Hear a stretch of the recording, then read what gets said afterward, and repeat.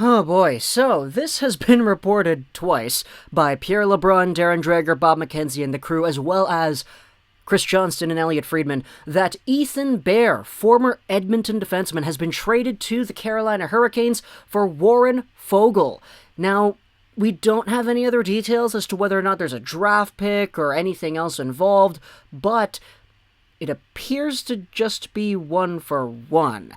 And the way this has gone down, a lot of people are going out there talking about Ken Holland because Ethan Bear is a guy that has stood for more than just hockey the past few months over here. He's 24 years old, 5'11", 196 right-handed defenseman making $2 million a season till next year. He was a guy who got 21 points in his first full Edmonton Oilers season, 2019-20. Now this season, he had himself 43 games played, 8 points, so he really dropped off point production-wise, but he was still a pretty important part to what was ultimately a failure of an Oilers season. I mean, having the Connor McDavid century mark, fantastic right there, but getting eliminated, swept in the first round of the playoffs, really not what they would have wanted to see happen. Ethan Bear, though, was a younger guy that does have some pretty good potential into the long-term future. And in return, you get Warren Foegele, a guy who is pretty good. I will say he's a good bottom six guy, 25 years old, 6'2", 198.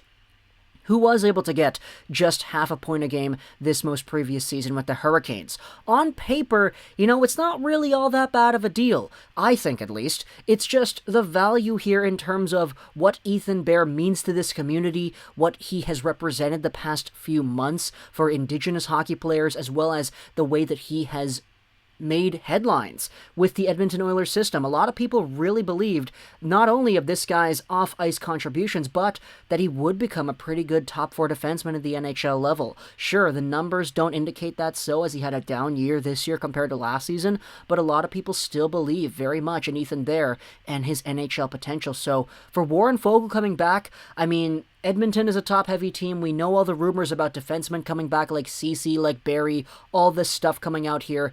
I haven't made a video on any of that aside from the Duncan Keith trade, by the way.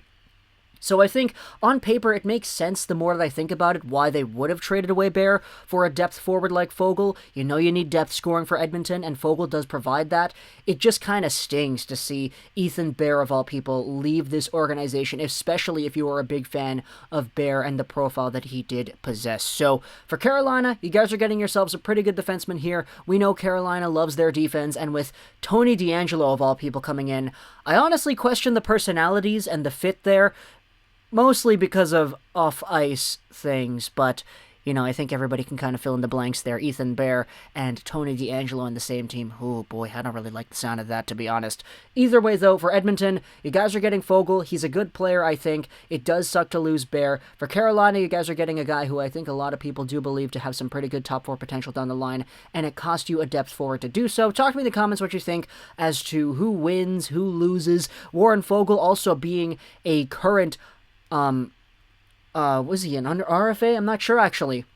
Not too sure if he's an RFA or a UFA, but he is indeed a player who does need a contract right now. So that is another part of it that I didn't actually know about until now. Oh boy, now it's starting to look a little bit worse for the Oilers here. Oh man. Talk to me in the comments of what you think. I hope you enjoyed this. Josh Wilson, 9, and bye.